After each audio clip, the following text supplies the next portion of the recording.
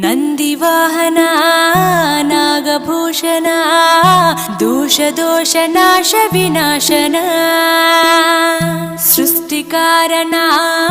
ನಷ್ಟಹಾರಣ ತಮೋ ರಜೋ ಸತ್ವಗುಣ ವಿಮೋಚನ